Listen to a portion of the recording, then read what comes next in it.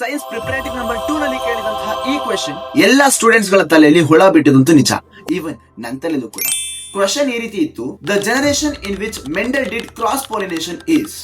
ಇದಕ್ಕೆ ಎಲ್ಲರೂ ಆನ್ಸರ್ ನ F1 ಜನರೇಷನ್ ಅಂತ ಹೇಳಿ ಟಿಕ್ ಮಾಡಿದ್ರು. ಬಟ್ ಆಕ್ಚುಯಲ್ ಆನ್ಸರ್ ಇದಲ್ಲ.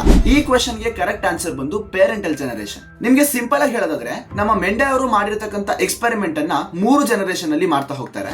ಸೊ ಫಸ್ಟ್ ಜನರೇಷನ್ ನ ಪೇರೆಂಟಲ್ ಜನರೇಷನ್ ಅಂತ ಕರೀತಾರೆ, second generation F1 generation, and ಮೂರನೇ ಜನರೇಷನ್ ಇದೆಯಲ್ಲ F2 ಜನರೇಷನ್ ಅಂತ ಹೇಳಿ ಕರೀತಾರೆ. ಸೊ ಈ ಪೇರೆಂಟಲ್ ಜನರೇಷನ್ ಅಲ್ಲಿ 2 ತರದ ಪೇರೆಂಟ್ ಪ್ಲಾಂಟ್ ಗಳನ್ನ ತಗೊಳ್ತಾರೆ. ಅಂಡ್ ಈ 2 ಪೇರೆಂಟ್ ಪ್ಲಾಂಟ್ ಗಳು ಕೂಡ ಡಿಫ್ರೆಂಟ್ ಕ್ಯಾರೆಕ್ಟರ್ ನ ಒಳಗೊಂಡಿತ್ತು. ಒಂದು ಟಾಲ್ ಆಗಿದ್ರೆ ಇನ್ನೊಂದು ಡ್ವಾರ್ಫ್, ಈ ರೀತಿ. ಸೊ ಈ 2 ಪ್ಲಾಂಟ್ ಗಳನ್ನ ಪೇರೆಂಟಲ್ ಜನರೇಷನ್ ಅಲ್ಲಿ ಮೆಂಡೆಲ್ ಅವರು ಕ್ರಾಸ್ ಪಾಲಿನೇಷನ್ ಮಾಡ್ತಾರೆ. ಆಫ್ಟರ್ ದ ಕ್ರಾಸ್ ಪಾಲಿನೇಷನ್ ಏನ್ ಸೀಡ್ಸ್ ಪ್ರೊಡ್ಯೂಸ್ ಆಯ್ತು ನೋಡಿ, ಆ ಸೀಡ್ಸ್ ಅನ್ನ ನೆಲಕ್ಕೆ ಹಾಕಿದಾಗ ಕೆಲವೊಂದಷ್ಟು ಪ್ಲಾಂಟ್ಸ್ ಗಳು ಹುಟ್ಟಿದ್ವು. ಅಂಡ್ ಈ ಎಲ್ಲಾ ಪ್ಲಾಂಟ್ಸ್ ಗಳು ಕೂಡ ಒಂದೇ ಸೇಮ್ ಹೈಟ್ ಅಲ್ಲಿ ಹುಟ್ಟುತ್ತವೆ.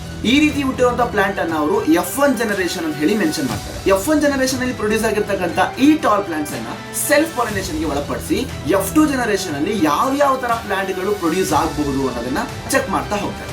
ಶಾಕಿಂಗ್ಲಿ ಅವರಿಗೆ ಬೇರೆ ಬೇರೆ ಕ್ಯಾರೆಕ್ಟರ್ ನ ಒಳಗೊಂಡಿರ್ತಕ್ಕಂತಹ ಪ್ಲಾಂಟ್ಸ್ ಗಳು ಪ್ರೊಡ್ಯೂಸ್ ಆಗ್ತದೆ ಇನ್ ದ ರೇಷಿಯೋ 3:2:1. ಸೊ ಈ ಅಬ್ಸರ್ವೇಷನ್ ಇಂದ ಮೆಂಡೆಲ್ ಅವರಿಗೆ ಒಂದು ವಿಚಾರ ಗೊತ್ತಾಗುತ್ತೆ: ಪೇರೆಂಟ್ ಪ್ಲಾಂಟ್ ಅಲ್ಲಿ ಯಾವ ಕ್ಯಾರೆಕ್ಟರ್ ಮೋರ್ ಡಾಮಿನೆಂಟ್ ಇರುತ್ತೆ ನೋಡಿ, ಆ ಕ್ಯಾರೆಕ್ಟರ್ ಪ್ರೊಡ್ಯೂಸ್ ಆಗುವಂತ ಆಫ್ಸ್ಪ್ರಿಂಗ್ಸ್ ಅಲ್ಲೂ ಕೂಡ ಬರುತ್ತೆ. ಫೈನಲ್ ಕನ್ಕ್ಲೂಷನ್ ಹೇಳೋದಾದ್ರೆ, ಮೆಂಡೆಲ್ ಅವರು ಕ್ರಾಸ್ ಪಾಲಿನೇಷನ್ ಮಾಡಿದ್ದು ಪೇರೆಂಟಲ್ ಜನರೇಷನ್ ಅಲ್ಲಿ ಅಂಡ್ ಸೆಲ್ಫ್ ಪಾಲಿನೇಷನ್ ಮಾಡಿದ್ದು F1 ಜನರೇಷನ್ ಅಲ್ಲಿ. ಈ ರೀಲ್ ಇಷ್ಟ ಆಗಿತ್ತು ಅಂತಂದ್ರೆ ಒಂದು ಲೈಕ್ ಮಾಡಿ ಅಂಡ್ ನಿಮ್ಮ SSLC ಮಿತ್ರರಿಗೆ ಶೇರ್ ಮಾಡಿ.